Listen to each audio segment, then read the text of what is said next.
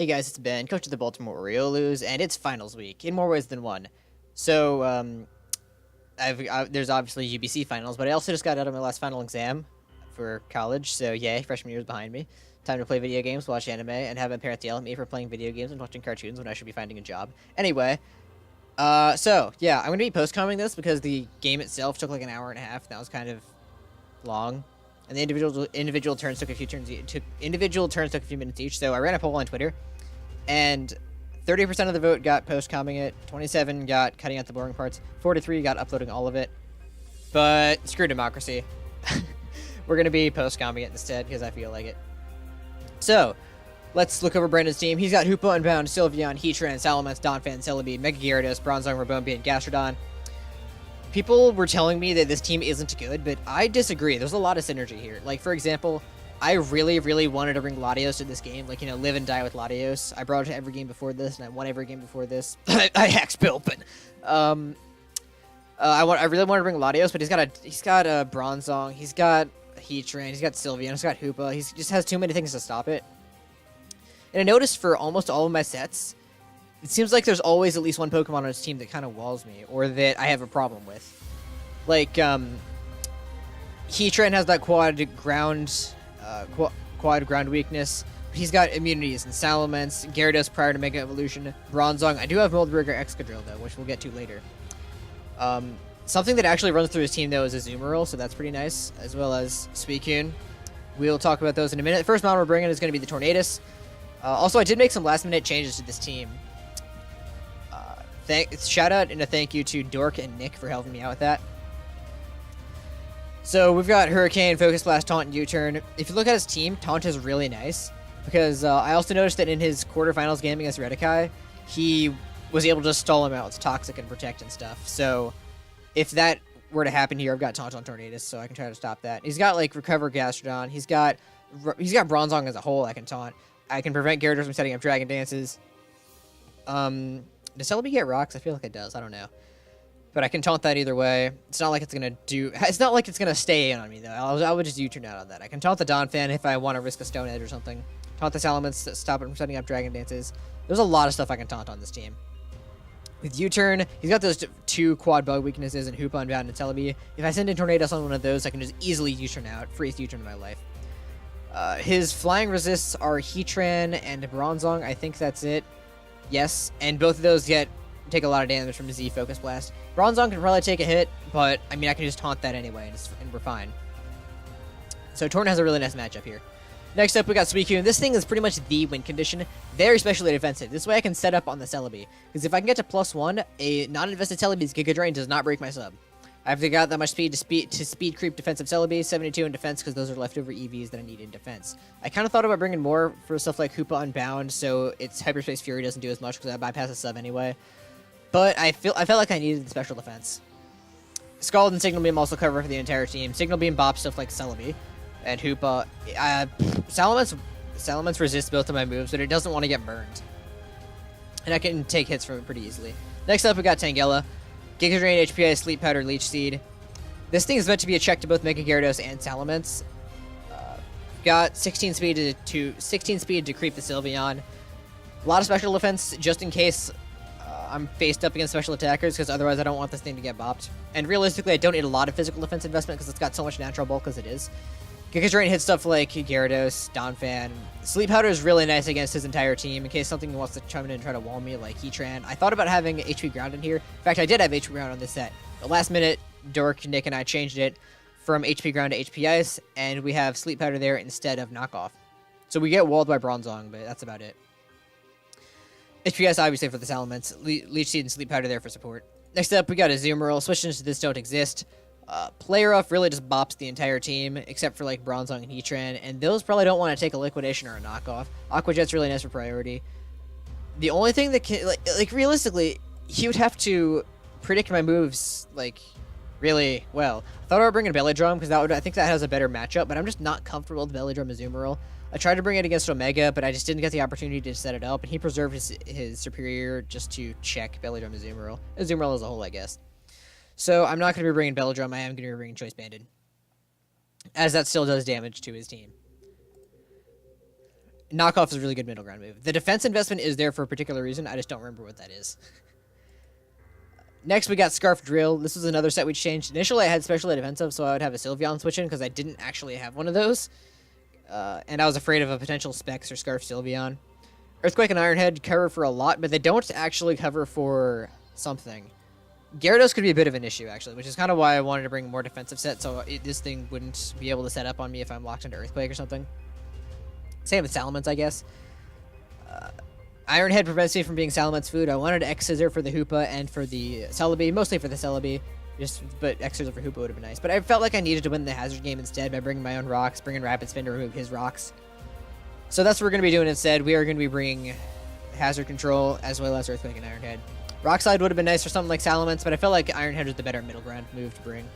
And lastly, we have Mega Kangaskhan, Power Up Punch, Return, Crunch, and Drain Punch. I thought about running Facade, thought about running...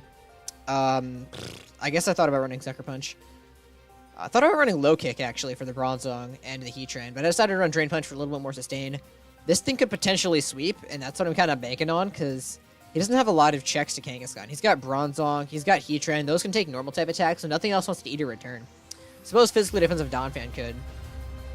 Maybe like Gyarados or something, but generally, Return is going to be doing a lot of damage to whatever he wants to send in. And if he sends in the Heatran, I can Drain Punch that, get some health back. If he sends in the Bronzong, I can Crunch that, I can Puppet.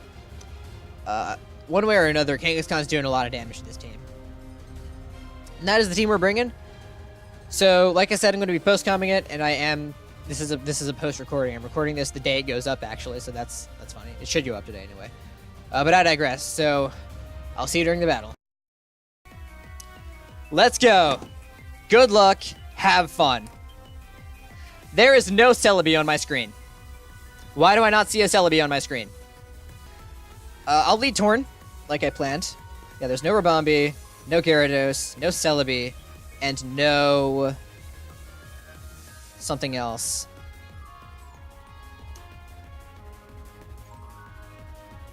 No Hoopa! What? Yo, let's go! I was terrified of that thing.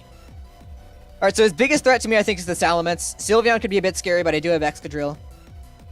Yo, there's no Hoopa. What? Man, Latios would have torn this team to shreds. That's not true at all, but I can pretend it's true. He brings the Gastrodon, which makes sense. Wow. Signal Beam Suicune does nothing. Ice Beam would have been a much better bring. Which is sad. Alright, so here we are with the championship game. Now, something worth noting is that we started this a little after 10 o'clock, and Britt and I are both EST, so we were both pretty tired. This was also on a Sunday night, so I think that honestly affected our plays, because I felt like we both played kind of sloppily, and we could have performed a lot better had we been not tired. So let's hop right into it.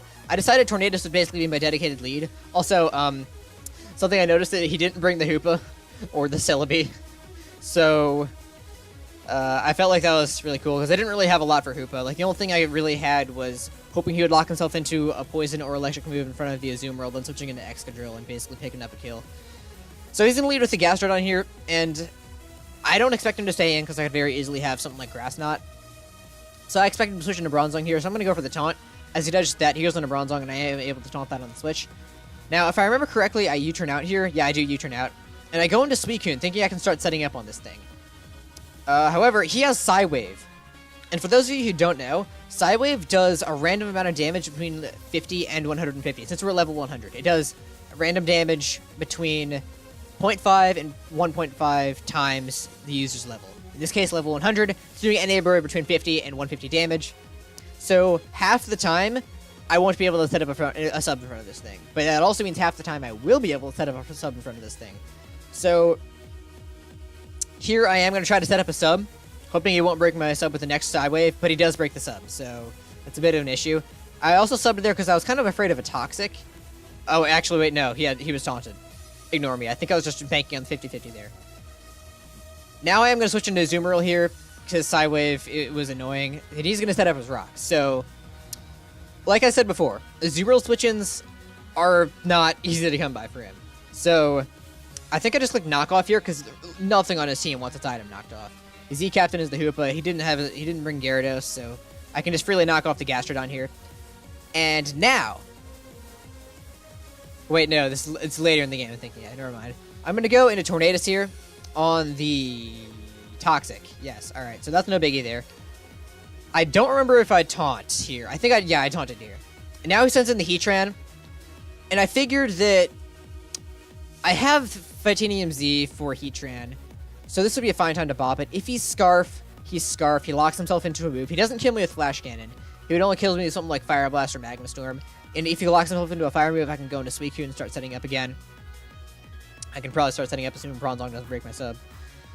So here I am going to bop the all-out pummeling. It might have been smart to save Tornadus. Actually, it was revealed that this was very special defensive Heatran, as this would have killed like any other Heatran variant. But might have been smart to preserve Tornadus, as I can taunt his team later on, and you will see that comes back to haunt me a bit. So I am going to go into Kangaskhan here and start setting up power-up punches. But he is going to pull a switch into Donphan, and it's at this moment that I realize he's Rocky Helmet. So we're at +2. But we're not doing much to this thing. It was revealed to be very physically defensive in the calc. So Return doesn't kill from this range. And Earthquake is close to killing me. So what I decided to do here is Drain Punch. Get a little bit of health back. And with the extra chip damage that I do to the Donphan here, I should put him in return range while also being able to live the Earthquake, as I do. So I was able to calc that right. And Return is going to pick up the Donphan.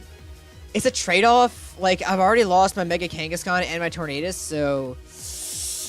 Well, he still has 5 Pokemon, so it's looking kind of...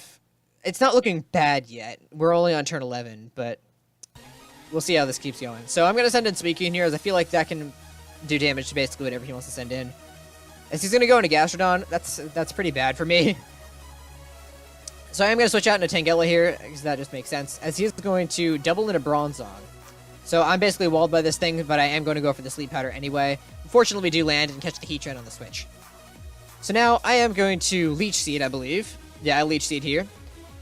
Start to chip that down a little bit more, try to heal something else up on my team. I am going to go into Azumarill as he gets the turn 1 Wake Up and goes for the Toxic. So all of a sudden Azumarill is Toxic, and that's going to come back to hurt me later in the game. I mean, it would hurt me either way. It doesn't really... Okay, so, like, it's not a huge deal, but it is definitely annoying. And it puts a Azumarill on a timer every time I set it in. So now I'm going to knock off once more just to cover a switch. And he's going to sack his Heatran. Now he goes into Gastrodon. And here... voice crack. So, here I realize he's going to Toxic on my Tangela switch. It's such an obvious switch.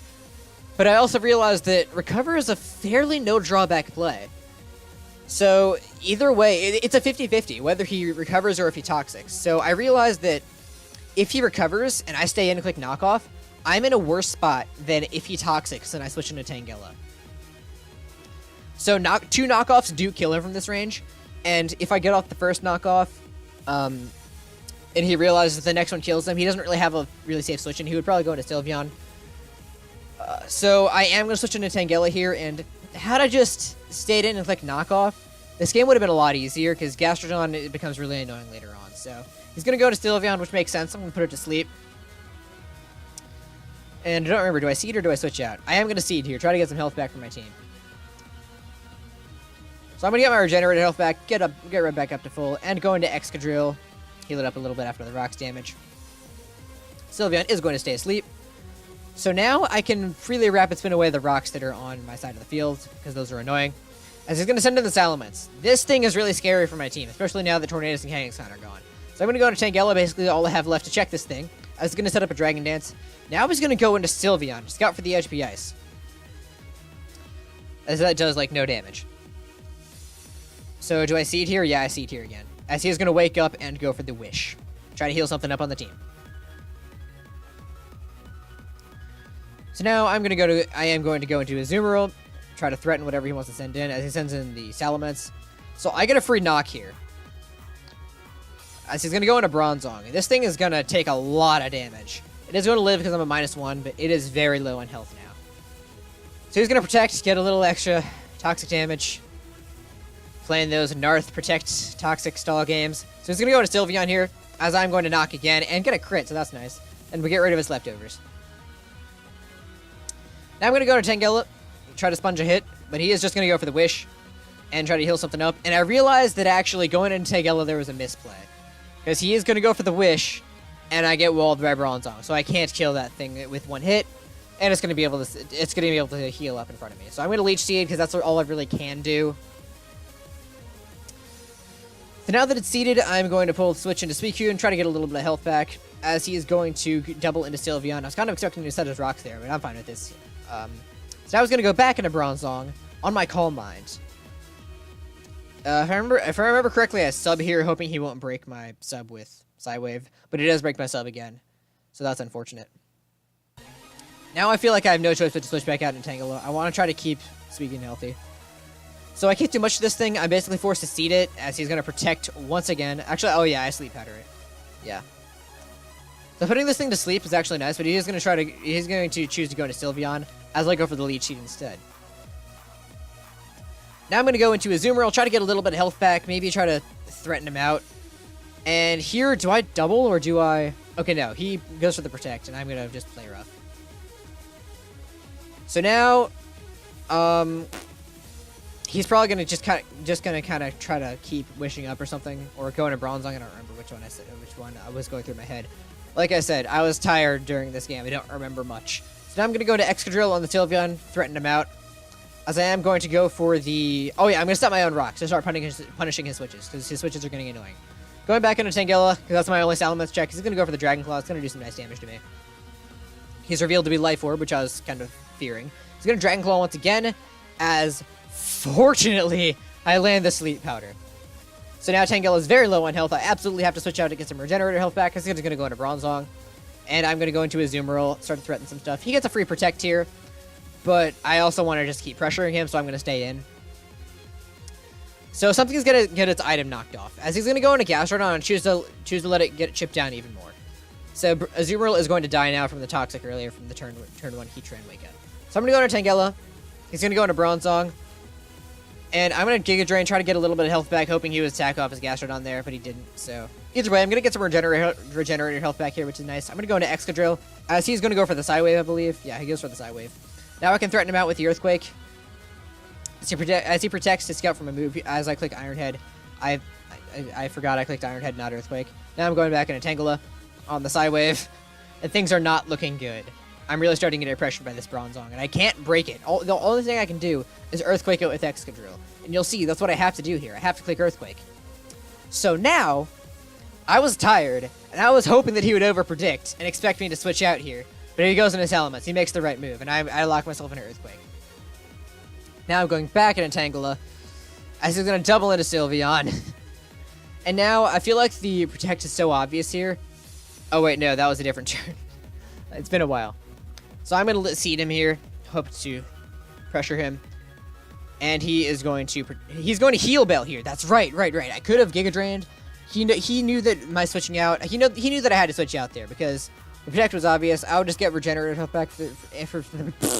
Switching would get me more health back from Regenerator. I also wouldn't take Toxic damage. It was a no drawback play for me. So he's going to make the very aggressive play and click Heal Bell to wake up a Salamence. And the Sylveon is healthy now. So now I have to Iron Head, as he's going to go into Gastrodon and choose to sack, and as he chooses to sack that. English is my native language. Now he goes into Bronzong. And because the Gastrodon is down, I realized that if I can chip down this Bronzong into Excadrill's Iron Head range, I can win the game. Because Sylveon is at 46%. That's an Iron Head. That's obviously an Iron Head range. Salamence is at... Why isn't it showing me? I don't know, but I think Salamence is at 56 at this point. So my goal here is to chip down the Bronzong and not let Sylveon heal it up. So I'm going to go into Suicune, as that can take anyone hit from Bronzong. Psywave is going to take me down a little bit more. So I'm going to Scald here, get off some chip, and fortunately we do get a burn, which is nice. As he's going to side me once again, and I live on a Sliver. So, Iron Head from Excadrill is doing, like, I think 17 and 19% on physically offensive Bronzong, which this is. So I was debating whether to Scald or Signal Beam here. Because if I Scald, I thought Scald was doing more than it actually was. So I was concerned about accidentally killing it, then letting Sylveon or Salamence, or letting Salamence try to set up in front of me and potentially reverse sweep. So I thought about it for a while, and I did ultimately decide to click Scald. And this is what happens. I scald, right? I think I have to scald. Just kill me, bro. Okay, good. So now, Excadrill! Let's clean this game up. Iron Head. Salamence is at 56. Rocks will chip it down to 31. He's not invested. With Intimidate, I do 32 min.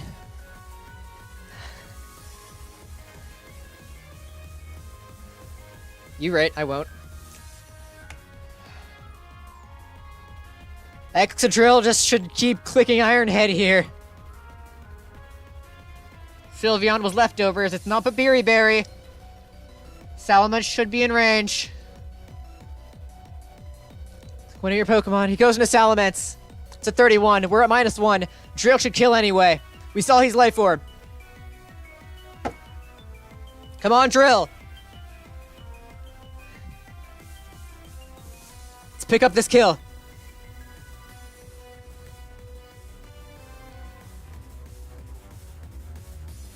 It's a 47 with Sylveon. Does that live at -1? It's actually a roll, but I don't care. I'm gonna stay in Notice Drill. Iron Head kills! Oh wait, he takes rocks damage! Iron Head once more! And the Baltimore Oriolus are UBC champions! Oh my gosh! It's finally over! 9-0! We took this team from 1-3 to 10-3 and the championship! Well played to you too. I can't spell. Oh my gosh, it's finally over. I am so tired. That's game, and that is the season. Excadrill cleans up the game. Finally. And this one and a half hour nightmare is finally over. That's game. That's the season. Excadrill pulls through in the end. The MVP was not Latios. It was not Suicune. It was not Kangaskhan. It was Excadrill. Who would have thunk it?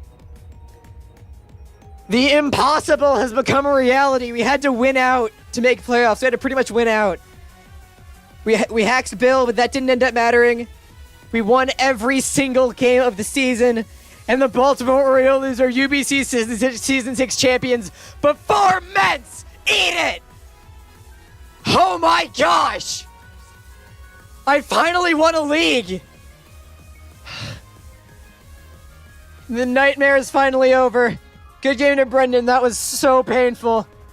He did what he had to. I mean, it's a championship game. You gotta take your time with those plays. Holy friggin' crap! The Baltimore Orioles are UBC champions. Has CJ won a UBC championship? He probably has, so that's not the first time the Baltimore Orioles have won a UBC championship, but it's the first time Ben has, dang it! Oh my gosh, it's over. The nightmare is over. So, I don't know. I'm probably going to end up post-commenting it, but if I live comment it, oh my gosh, thank you guys for sticking with me from the bottom of my heart. Otherwise, it happened. I won a championship. 9-0.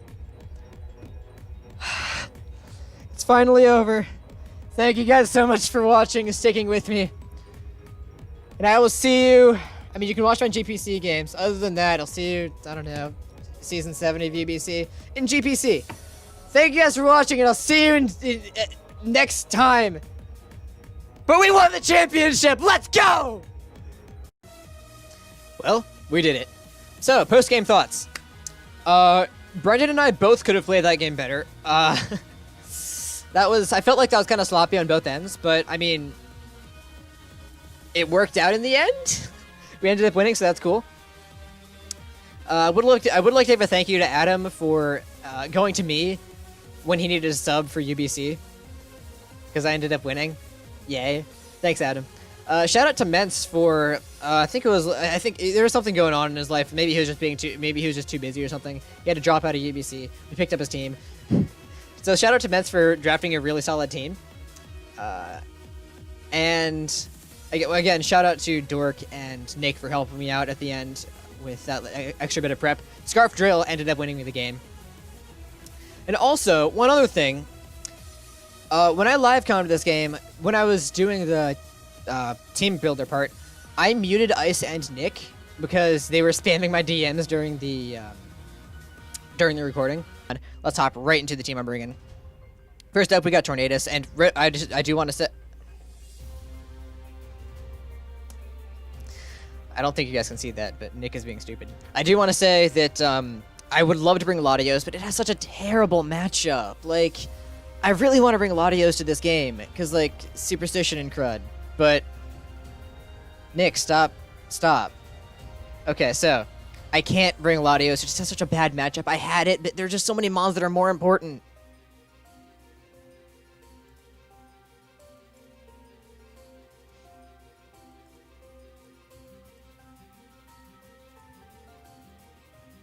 Okay, so. And I'm really glad I did that, because Ice's commentary during the game would have tilted me.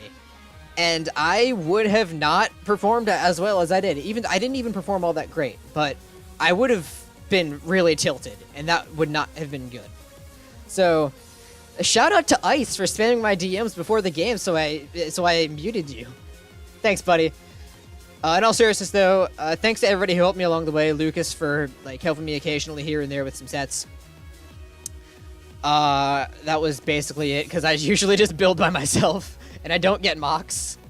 So I guess I'm weird like that. I don't really do mocks. I don't really get a lot of team building help. I occasionally go to Lucas, like I said. So shout out to Lucas for helping me throughout the season. Shout out to Adam for inviting me to UBC. Shout out to Ments for passing me the team. Even though Ments said, and I quote, "If I knew Ben was taking over my team, I wouldn't have dropped." I love you too, buddy. No homo. Thank you guys for watching. And I will see you, I don't know, in my GPC games, next season of UBC, even though I don't know if that's going to be upload required anymore.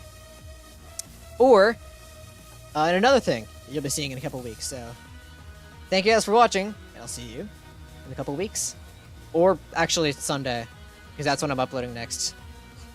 See you next time!